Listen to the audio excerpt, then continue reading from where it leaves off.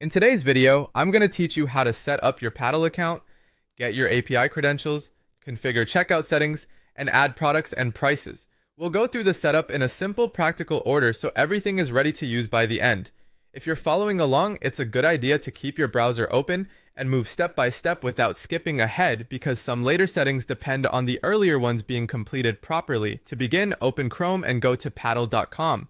From there, click the Sign Up button to create your account. You'll be asked to enter your business and contact details, so fill those in carefully and make sure everything is accurate.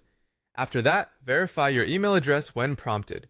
This part is important because your account may not be fully usable until verification is complete. Once that's done, log into your Paddle dashboard.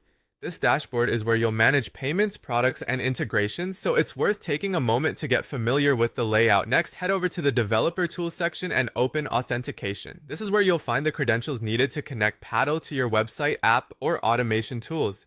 You'll need to copy your vendor ID, API key, client-side token, and webhook secret. Make sure you store these somewhere secure and private. These credentials are sensitive and should not be shared publicly since they're used to authenticate your account and enable system connections. You'll need them later when integrating Paddle with other platforms. After that, move to the Checkout section and open Checkout Settings.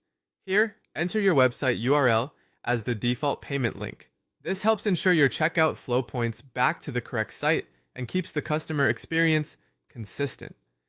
Then enable the payment methods you want to offer, such as cards, PayPal, Apple Pay, and any other available options that make sense for your audience. Giving customers multiple payment choices can help reduce friction during checkout. While you're here, set your preferred currency and review the tax rules so they match your business requirements. Once everything looks correct, save your settings. Finally, add your products and prices. This is the step that allows you to actually start selling through Paddle. Create each product carefully, making sure the name, pricing, and structure are clear and consistent. If you offer multiple plans or purchase options, double check that each price is attached to the correct product. Taking a few extra moments here can prevent confusion later and make your checkout setup much smoother. Once your products and prices are in place, your Paddle account setup is ready for the next stage.